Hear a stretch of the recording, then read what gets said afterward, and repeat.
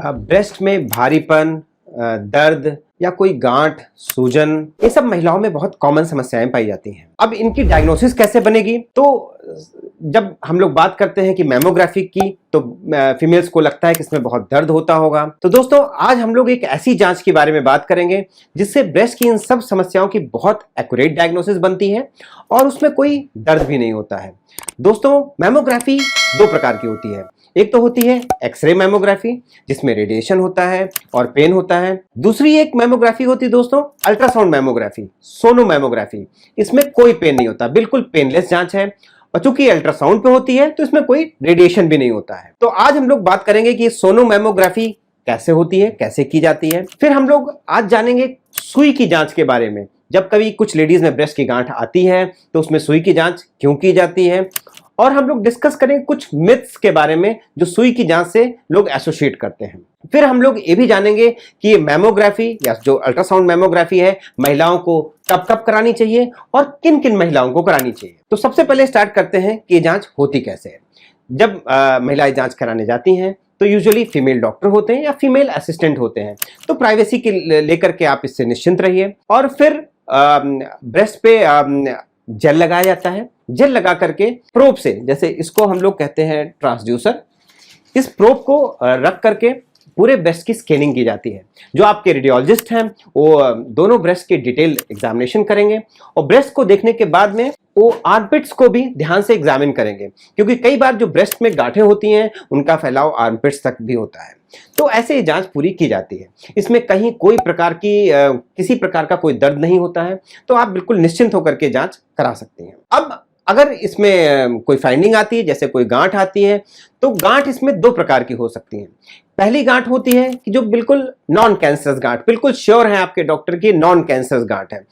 Ultrasound के कुछ ऐसे लुक्स होते हैं देख करके कि उनकी मार्जिन्स बिल्कुल स्मूथ हैं, आसपास के एरिया में कोई फैलाव नहीं है, तो बिल्कुल नॉन कैंसरस गांठ होती है। यूजुअली फाइब्रोएडेनोमास होते हैं, तो इसमें यूजुअली कुछ आगे कराने की जरूरत नहीं होती। कुछ सिस्ट होते हैं, वो भी नॉन कैंसरस होते हैं, उसमें भी आगे चिंता करने का कोई विषय नहीं होता है। फिर आपके डॉक्टर कई बार कहेंगे कि उनको गांठ देख करके सस्पिशन लग रहा है कि ये कहीं तो इसमें अर्ली कोई कैंसर के चेंज तो नहीं है। और फिर तीसरे प्रकार की ऐसी गांठ होंगी जो बिल्कुल श्योर शॉट आपके डॉक्टर इसमें होंगे, कॉन्फिडेंट होंगे कि ये कैंसर गांठ है, आसपास के एरिया में फैल रही है, आर्मपिट तक भी फैल चुकी है। तो जो अपनी लास्ट टू कैटेगरीज है, जिसमें डॉक्टर सस्पिशियस है कि गांठ कैंसर हो भी सकती है, नहीं भी हो सकती है, और इसमें दूसरा जिसमें वो कॉन्फिडेंट है कि कैंसर गांठ है, इन दोनों गांठों में सुई की जांच की आवश्यकता पड़ सकती है या सुई की जांच करनी ही चाहिए। तो सुई की जांच दो प्रकार की होती है, एक तो एफएनएसी, दूसरी बायोप्सी, ट्रू कट बायोप्सी। ये दोनों अल्ट्रासाउंड गाइडेंस में, मतलब अल्ट्रासाउंड पे पहले अपना जो हम लोगों ने ट्रांसड्यूसर की बात की वो रखा जाता है ब्रेस्ट पे, और उसी की निगरानी में एक सुई ब्रेस्ट के अंदर भेजी जाती है, और जब वो सुई का टिप गांठ के अंदर होगा तो वहां से सैंपल किया जाता है। एफएनएसी में कुछ सेल्स वहां से आते हैं और बायोप्सी में थोड़ा बड़ा सैंपल आता है। बायोप्सी बिल्कुल गोल्ड स्टैंडर्ड है, इसमें बिल्कुल क्लियर कट हो जाता है कि गांठ का क्या प्रकार है, आगे कौन सा ट्रीटमेंट उस पर असर करेगा, कौन सा ट्रीटमेंट नहीं असर करेगा। तो जब हम लोगों ने सुई की जांच बात कर रहे हैं तो आप लोगों के मन में एक डर आता होगा कि पेन होता होगा, लेकिन दोस्तों जो हमारा अनुभव है पिछले 15 साल का, अगर अच्छे से लोकल एनेस्थीसिया दिया जाए, अच्छे से सुन्न किया जाए, तो 90 to 95% महिलाओं में इसमें कोई दर्द नहीं हुआ। बिल्कुल हल्का फुल्का कुछ पता चलता, सुई लगने जैसी लगती है, अदरवाइज कोई बहुत सीवियर पेन नहीं होता है। तो अगर आपके डॉक्टर ऐसा कह रहे हैं कि उनको कुछ सस्पिशन है, कुछ उनको लगता है कि कैंसर हो सकता है, तो इन दोनों जांचों से बिल्कुल मत घबराइए। जो आपकी एफएनएसी जो हमने बात की, जो छोटी जांच है, इसकी रिपोर्ट लगभग 3 से 5 दिन में आ जाती है, और जो बड़ी जांच है, जो बायोप्सी, ट्रू कट बायोप्सी है, उसकी जांच लगभग 8 से 10 दिन लगते हैं। बस ये पक्का कर लीजिए कि ये दोनों जांचें अल्ट्रासाउंड गाइडेंस में हो। अगर ये ब्लाइंड प्रोसीजर किया जाएगा तो हो सकता है कि सुई का टिप गांठ के अंदर है कि नहीं है, ये चीज कई बार मिस हो सकती है। अल्ट्रासाउंड मैमोग्राफी किन महिलाओं को करानी चाहिए?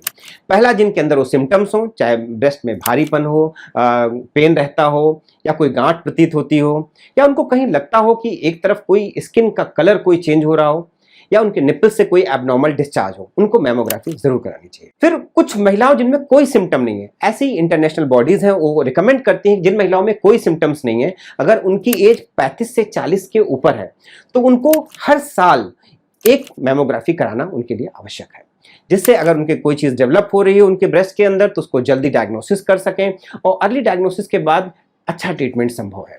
तो ये रेगुलर एनुअल 1 साल में 1 बार इसको कराना ना भूलिए। फिर अगला एक इंपॉर्टेंट चीज हम लोग बताएंगे कि जो आप अपने घर पे हर महीने आपको करनी जरूरी है, ब्रेस्ट सेल्फ एग्जामिनेशन। इस पे हम लोग का एक दूसरा वीडियो है, आप उस पर क्लिक कर सकते हैं, उसको देख सकते हैं। हर महीने एक डेट डिसाइड कर लीजिए, घर में खुद अपने ब्रेस्ट का सही तौर पे मेडिकली प्रमाणित तरीके से आप उसको एग्जामिन करिए, दोनों तरफ ब्रेस्ट को। अगर कुछ भी होगा तो आपको बहुत अर्ली स्टेज पे प्रॉब्लम्स आपको पता चल जाएंगे। फिर आप अपने डॉक्टर से संपर्क करके सोनोग्राफी उसमें तुरंत करा सकते हैं। तो अगर आपको या आपके जानने वालों को किसी को भी ब्रेस्ट की समस्या है तो उनको आप ये जानकारी दे सकते हैं। इस पेनलेस टेस्ट के बारे में, ऐसा टेस्ट जिसमें कोई दर्द नहीं होगा, उसके बारे में बता सकते हैं। उसके फायदों के बारे में बता सकते हैं, जैसे उनके ब्रेस्ट में भी अगर कोई प्रॉब्लम हो रही हो तो उसकी अर्ली स्टेज में डायग्नोसिस बन सके।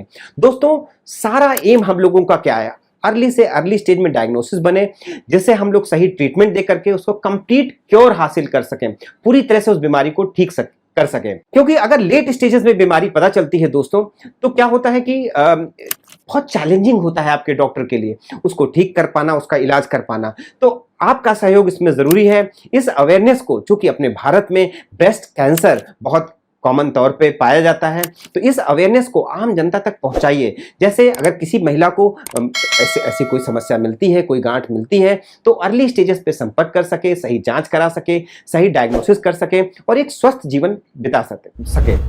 दोस्तों, मिलते हैं अगले वीडियो में।